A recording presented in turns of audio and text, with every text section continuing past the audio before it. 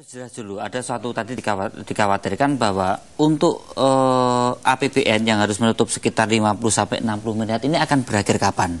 Kelihatannya uncertainty, karena terkait dana rekap tadi. Iya, tergantung pada kalau seandainya surplus budget yang lebih anggaran kita menjadi surplus baru bisa maksud dia mungkin ada reprofiling, jadwal tempo segala macam. Itu hanya bisa mengurangi nilai nominalnya tetap segitu. Tetap segitu. Iya. Ya, jadi memang ada yang harus membuat kita bersabar dan melihat yang paling penting kan sebenarnya membuat ekonomi ini tumbuh sehingga masalah-masalah seperti ini jadi tenggelam oleh. Ada strategi lain untuk lebih mempercepat masalah itu. Bisa, misalnya anggaran kita dari tidak defisit tapi surplus misalnya. Nah, sekarang saya beralih ke Bung Jeffrey. Bung Jeffrey, masa lalu karena semua orang tahu krisis menyedihkan dan kelam. Bagaimana sebaiknya kita belajar dari sejarah seperti ini untuk sekarang supaya kita bisa melangkah dengan lebih baik, lebih percaya diri, lebih menerima fakta dan kenyataan pahit masa lalu?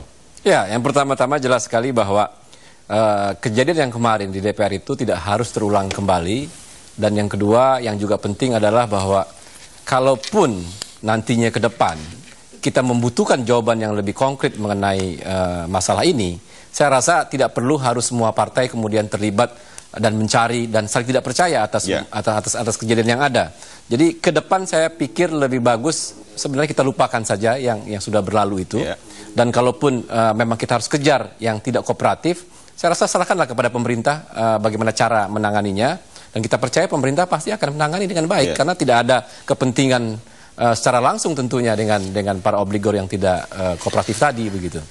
Nah, lebih baik kita membuka babak baru, bab baru dalam sejarah yang lebih baik, sambil menyelesaikan yang masih tersisa. Dan semuanya mestinya harus dilandasi oleh semangat saling percaya dan sebenarnya diskusi dengan akal sehat saja. Iya. Jadi kalau misalnya sekarang, katakanlah ya, ada satu atau dua contoh. Ini contoh kecil saja. Kalau kita melihat proporsi jumlah uangnya, kita melihat orang-orangnya, sebagian juga sudah di luar negeri, sebagian sudah tua, ada yang dibawa pengadilan perdata, kemudian kena stroke. Ini yang gitu-gitu mestinya sudah diselesaikan oleh prosedur normal saja. Artinya jaksa agung ada polisi, ada juga menteri keuangan. Jadi bukan lagi isu politis dalam pengertian besar, tetapi sudah isu administrasi negara, isu penegakan hukum yang sebenarnya harus berjalan secara otomatis. Artinya Bung Rizal, kita serahkan saja kepada instansi-instansi atau aparatur yang berwenang lah untuk melakukan itu. Nggak usah kita tarik lagi ke masalah politik sebenarnya kasus BLB ini begitu. Ini poin yang bagus. Kembalikan kepada siapa yang berkuasa saat ini. Dia punya menteri, punya instansi yang akan mengurus semua itu begitu. Tapi ini poin yang bagus. Ini poin penting bahwa sebenarnya ini melihat kalau 5 tahun yang lalu atau 10 tahun yang lalu mungkin masih pantaslah dibawa ke DPR dalam pengertian itu. Tapi kalau sekarang kan sebenarnya prosedur normal saja. Tapi gini, saya nggak begitu setuju bahwa itu dilepas dari proses politik, karena bagaimanapun butuh keputusan politik. Jaksa Agung dan kepolisian partnernya tetap di DPR kan, untuk melihat kinerja. Maksud Jeffrey adalah DPR tetap mengontrolnya, tapi tidak perlu pakai mekanisme meriam seperti interpelasi. Nah, saya kira masalah interpelasi itu kan hak DPR yang diamanatkan dengan mandat rakyat selaku anggota DPR dalam mengoptimalkan fungsi pengawasan dalam hal kebijakan.